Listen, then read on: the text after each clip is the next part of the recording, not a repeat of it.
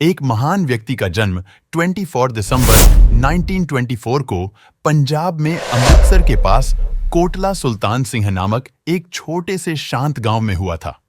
मोहम्मद रफी, एक ऐसा नाम जो लाखों लोगों के दिलों में गहराई तक गूंजता रहेगा। उन्होंने अपना जीवन एक साधारण माहौल में शुरू किया। इस विचित्र गांव से बॉलीवुड संगीत के युग को परिभाषित करने वाली आवाज बनने तक की उनकी यात्रा जुनून, दृढ़ता और अद्वितीय प्रतिभा की कहानी है। तो चलिए बिना देर किए शुरू करते हैं।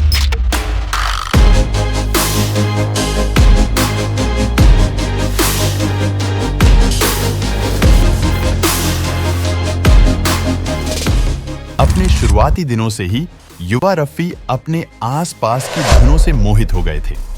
उनकी संगीत यात्रा में महत्वपूर्ण मोड़ तब आया जब उन्होंने अपने गांव में घूमने आए एक भटकते हुए फकीर के भावपूर्ण मंत्रों की नकल करना शुरू किया।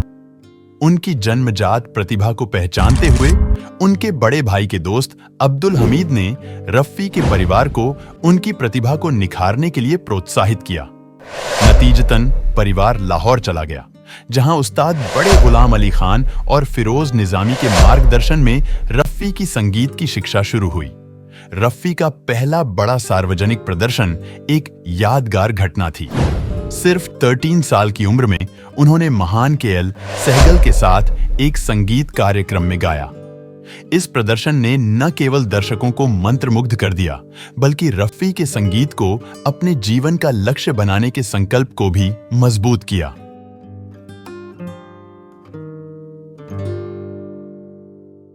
उन्नीस सौ 1944 में रफी भारतीय फिल्म उद्योग के दिल बॉम्बे, अब मुंबई चले गए, जहां उन्होंने इसे बड़ा बनाने के सपने देखे। यह शहर जीवंत और अवसरों से भरा हुआ था, लेकिन साथ ही यह भयंकर प्रतिस्पर्धा का स्थान भी था। रफी को सफलता 1945 में फिल्म गांव की गोरी के लिए अजी दिल को काबू में गाने से मिली। हालांकि 1947 की फिल्म जुगनू में नूरजहां के साथ यहां बदला वफा का गाने से उनके करियर की शुरुआत हुई। 1950 और 1960 का दशक मोहम्मद रफी के करियर का स्वर्णिम काल था। उनकी आवाज उस समय के कुछ सबसे शानदार संगीत निर्देशकों के लिए प्रेरणा बन गई, जिनमें नौशाद, एस.डी. बर्मन, शंकर जयकिशन और ओ.पी. नैयर शामिल थे। रफी की बहुमुखी प्रतिभा उनकी पहचान थी।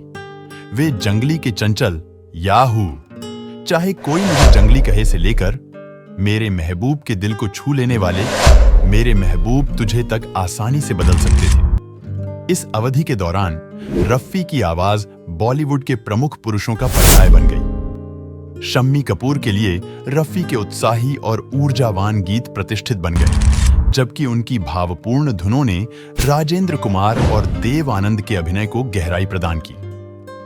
14वीं का चांद फिल्म का 14वीं का चांद और दो रास्ते फिल्म का ये रेशमी जुल्फें जैसे गीतों ने उनकी गायन क्षमता की व्यापकता को दर्शाया।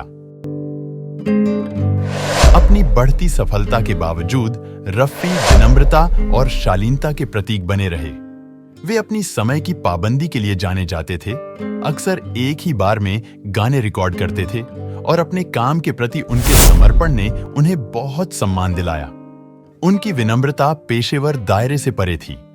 रफी अपने परोपकारी प्रयासों के लिए जाने जाते थे, चुपचाप जरूरतमंदों की मदद करते थे और संघर्षरत संगीतकारों का समर्थन करते थे।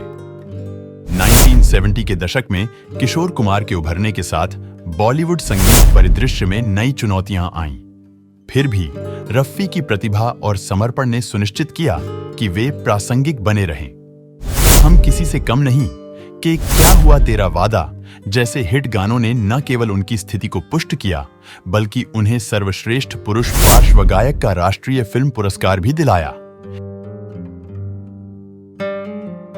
भारतीय संगीत में रफी के योगदान को कई पुरस्कारों से सम्मानित किया गया, जिसमें 6 फिल्म फेयर पुरस्कार और 1967 में प्रतिष्ठित पद्मश्री शामिल हैं।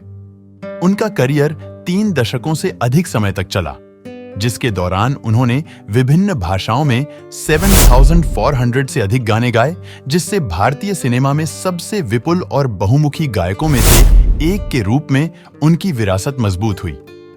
31 जुलाई 1980 को दुनिया ने मोहम्मद रफी को अलविदा कह दिया।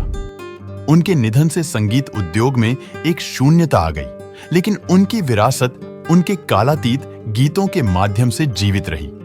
आज उनकी धुनें श्रोताओं को मंत्रमुग्ध करती हैं, समय और पीढ़ियों को पार करते हुए हमें मोहम्मद रफी के जादू की याद दिलाती हैं।